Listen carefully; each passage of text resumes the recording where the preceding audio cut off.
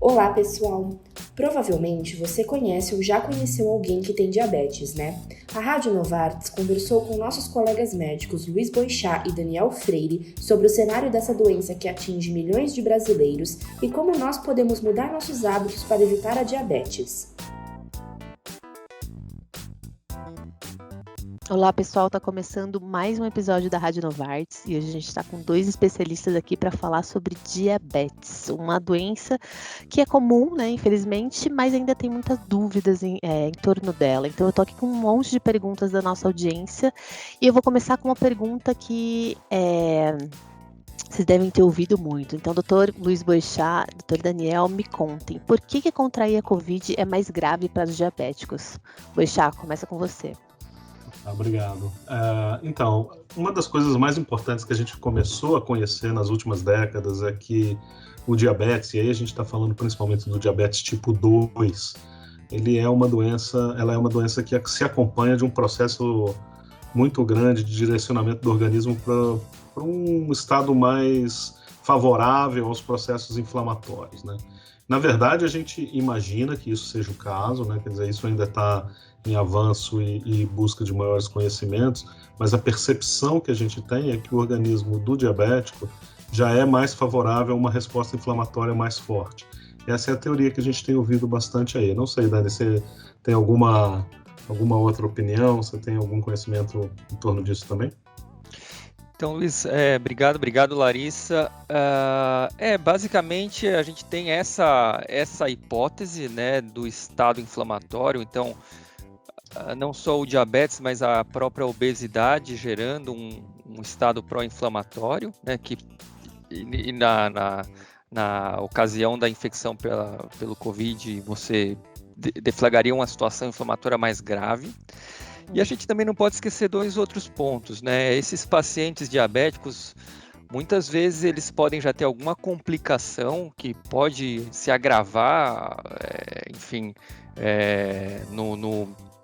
na ocasião da infecção, então eles têm uma reserva menor e eles já podem ter alguma doença cardiovascular que pode também não permitir que o paciente responda da melhor forma a uma situação grave, né? Então, combinando esses três fatores, a gente chega ao fato assustador de que 30% das pessoas que morreram com Covid, né, nessa pandemia são diabéticos.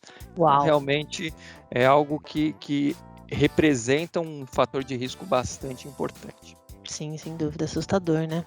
E aí tem uma pergunta aqui que é bastante curiosa. Existe algum exame durante a gravidez que identifica a possibilidade da criança ter diabetes?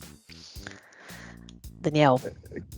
Então, eu acho que a gente tem que... O que é importante na gravidez é identificar se a mãe é diabética. Tá. A ocorrência de um diabetes neonatal, que é o quê? Um diabetes que o bebê nasce diabético, isso representa uma doença muito rara, né? Então isso não é alvo de algum tipo de exame para detectar se aquele bebê vai nascer diabético. Mas o contrário, detectar se a gestante está diabética é muito importante, porque o diabetes da mãe pode acarretar diversos problemas e o médico precisa saber, a mãe precisa saber se ela está diabética para que ela se cuide, se trate, às vezes só com modificação alimentar, dieta, e às vezes necessitando medicamentos, né, durante a gravidez. Então, o que seria de importante, né, qual que seria a importância dessa prevenção, dessa detecção do diabetes na gravidez? Evitar que o bebê fique muito grande, né?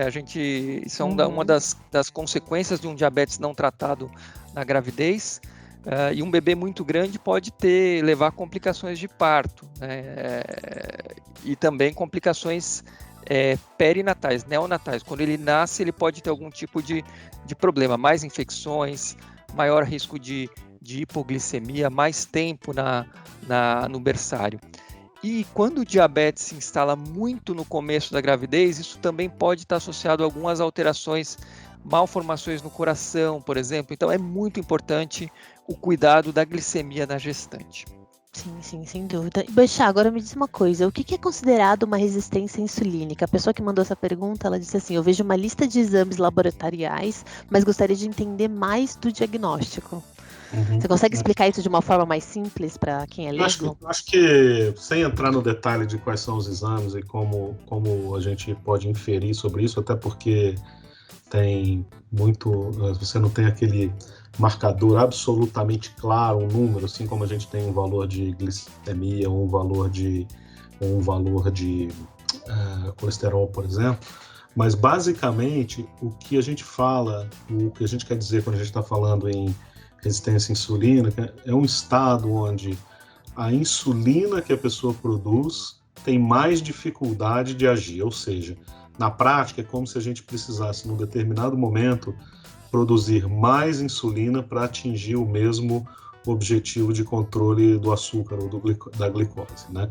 Então isso é, na verdade, um estado que antecede muitas vezes o início do diabetes tipo 2, está associado a padrões genéticos, está muito associado à obesidade, né? Quer dizer, para cada pessoa, quanto mais peso a gente ganha, mais dificuldade a gente tem para a ação da insulina, e é um elemento importante. Quer dizer, normalmente quando você vai a um especialista, ele vai ter capacidade ali de, através de alguns testes, entender se você tem ou não uma característica de resistência à insulina.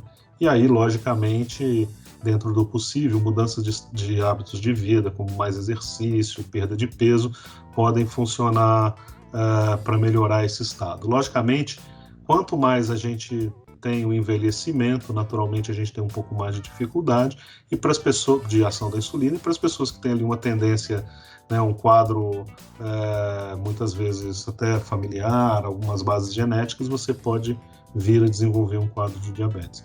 Mas é basicamente isso. Se a gente fosse resumir isso numa frase, é uma situação onde a insulina que a gente produz tem um pouco mais de dificuldade de agir. Ótimo, obrigada, Boixá. E Daniel, diz uma coisa, triglicérides alto é uma tendência a diabetes? Sim, Larissa, respondendo bem de forma simples, sim. São alterações metabólicas, o triglicérides alto representa uma alteração metabólica que caminha junto com o diabetes. E não é só ele, tá? Então, outras alterações caminham juntos. Por exemplo, hipertensão arterial, o colesterol bom, né, o HDL baixo, o ácido úrico elevado, a presença de esteatose hepática, também chamada de gordura no fígado, tudo isso caminha junto numa situação que a gente chama de síndrome metabólica, tá? Então, e o importante de comentar sobre isso é que a presença de síndrome metabólica, ela está muito associada com o risco cardiovascular. Então, abordar individualmente, de forma multifatorial, todos esses fatores de risco é importante para você reduzir o risco cardiovascular, né? Em paralelo, não é essencial, não podemos deixar de mencionar a interrupção do tabagismo, né? Então, que é um fator de risco externo, né? Então, a gente precisa considerá-lo sempre como um agravante desse perfil metabólico que leva à doença cardiovascular. Sim, sem dúvida. Então é importante que as pessoas, pelo menos uma vez por ano, façam ali os exames de check-up, né? Para entender como é que estão essas questões todas. Exato, de acordo com as recomendações, né? E seguindo a orientação médica. Muito bom. E agora eu quero fazer uma pergunta para os dois. A gente vai sair um pouco dessa questão mais clínica. Eu quero que vocês me digam como que vocês enxergam o papel da medicina personalizada no tratamento do diabetes. Boixá, quer começar? Posso começar. Eu acho que, vamos ver se o Daniel concorda comigo ou não, mas eu acho que quem trabalha com diabetes mais proximamente, seja um endocrinologista ou alguém não endócrino com formação em diabetologia, em geral, já faz um quadro de atendimento personalizado, né?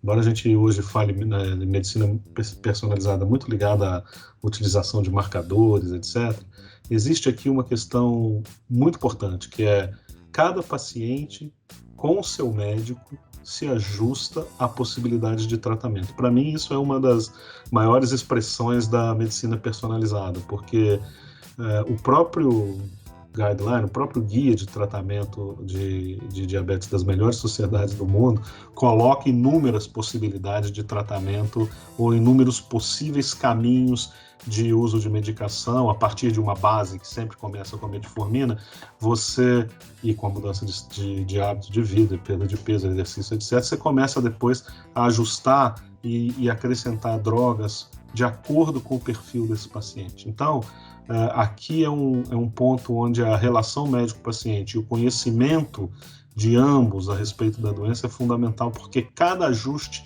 vai ser feito de forma muito específica e muito personalizada. Essa é um pouco a minha visão nesse campo. Daniel, quer complementar? Eu concordo 100% com o que você colocou, Boechat. Se por um lado a gente não usa sondas, né, genéticas para definir tratamento, como por exemplo se usa para outras doenças já, por outro lado é uma medicina absolutamente individualizada, inclusive até no que diz respeito a alvo terapêutico, né? Então, a depender do paciente, das complicações que ele tem, da idade, se é criança, se é adulto, muda-se o alvo terapêutico. Então, é algo que vai ser absolutamente feito para o paciente em questão, né, com uma discussão com o próprio médico para que juntos tomem a melhor decisão em relação ao medicamento a ser usado, mas tendo alvo individualizado por diversas características. Muito bom. E aí, nesse sentido, o que a gente pode esperar do futuro das doenças cardiovasculares? Assim, existe alguma projeção, algum cenário de esperança para a gente mudar isso? Boechat.